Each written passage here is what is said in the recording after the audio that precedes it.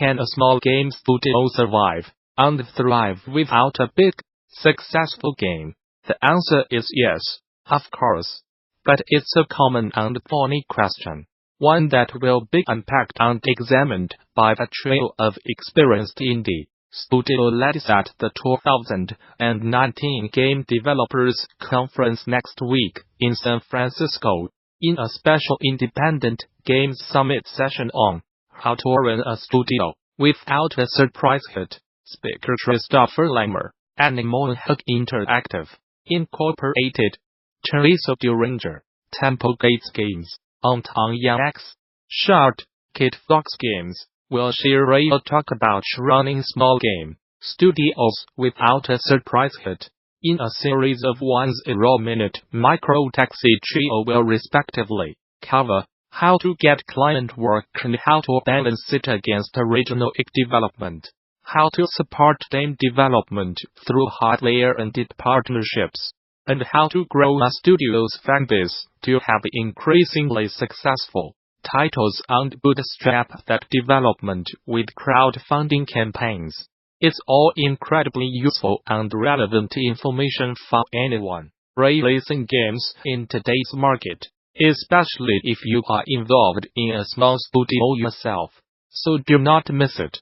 Further details on this intriguing talk and many more are available now on GDC 2019 session scheduler.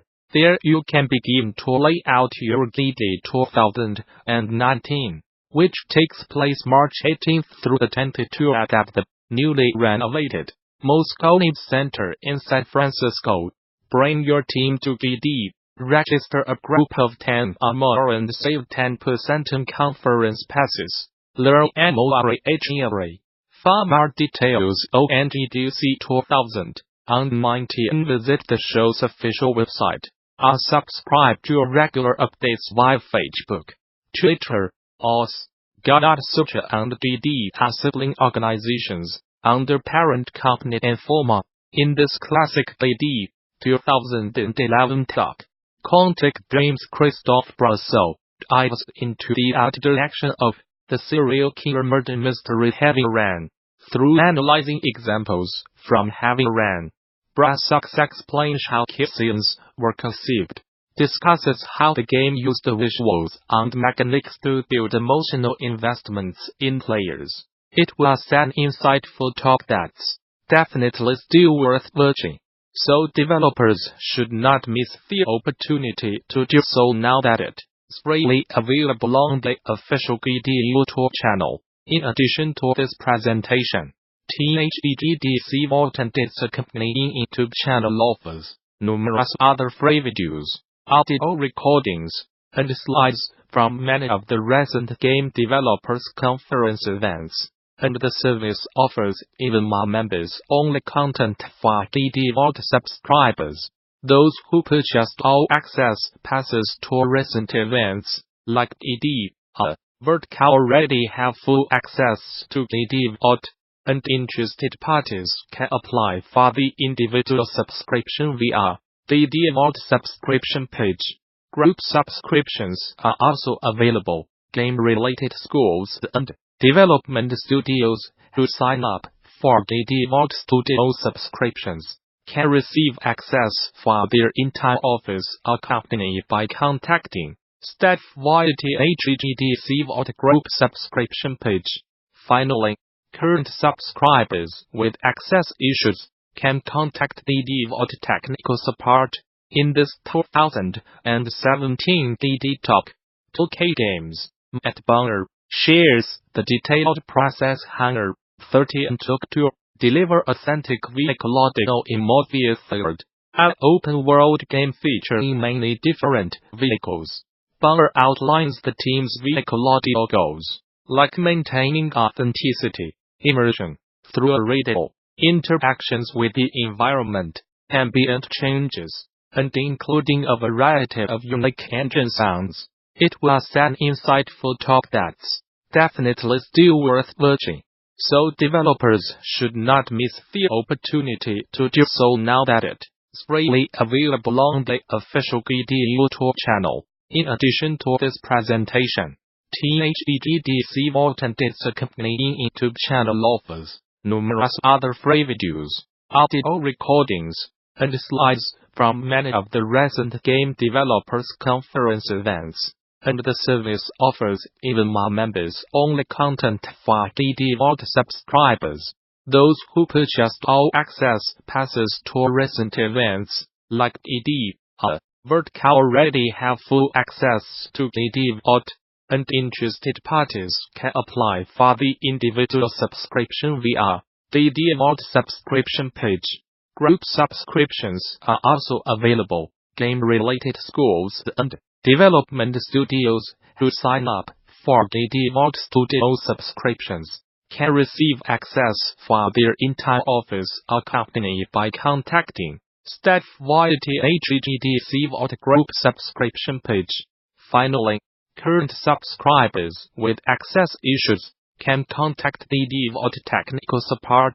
In the wake of the blister between online platform provider Improbable and engine maker Unity, another party has entered the fray. Epic Games, provider of Unreal Engine and the biggest competitor to Unity, said Thursday night that it has partnered with Improbable to establish a $25 million fund to assist developers who are left in limbo by the new engine and service incompatibilities that were introduced today. In essence, that means Epic is offering to help pay for game developers to move away from its competitor Unity, a calculated move that seeks to capitalize on Unity's public relations and derivations blunder. Epic said the fund is to help developers transition to more open engines, services, and ecosystems. This funding will come from a variety of sources including Unreal Dev grants, Improbable developer assistance funds, and Epic Games Store funding. Thursday morning, Improbable stated that Unity-based projects that use its multiplayer online platform Spatalos work in breach of Unity's freshly updated licensing terms. Unity has clarified to us that this change effectively makes it a breach of terms to operate or create Spatalos games using Unity, including in development and production games, Improbable said today. Hours after Improbable's statement, Unity responded by saying Improbable's statement was misleading, stating that even though Unity is terminating its relationship with Improbable and Spatalos, game developers who are currently developing Spatalos games with Unity would not be affected. Projects that are currently in production or live using Spatalos are not affected by any actions we have taken with Improbable, Unity said. Capcom says the demo for its upcoming remake of Resident Evil 2 was downloaded over 3 million times since it went live on January 11th. The demo itself has an interesting quirk, dubbed the one-shot demo, the short slice of Resident Evil 2 gives players only 30 minutes to make their way through the enemies and puzzles in the game's early level. Once that 30-minute run is over, players cannot start the demo again on that same account. The downside to that limitation, however, is inevitably, players quickly found ways around it that likely have inflated that 3 million download figure. Console players can make additional accounts to get a second, or third, or fourth shot, while PC players have found ways to trick the demo into allowing additional plays. Another interesting read on the demo comes from data shared on Capcom's Resident Evil Net website. Of those 3 million downloads, roughly 2.5 million players opted to enable Ringnet's play data tracker and help gather more data on the demo's completion. For instance, only about 26% of those 2.5 million players completed the demo within the time limit set in 1968. Morpheus 3rd takes place during one of the most turbulent years in American history, From the assassination of Drive, Martin Luther King, Jr., to growing outrage over the war in Vietnam, the country's fault lines were exposed and threatened to tear the United States apart.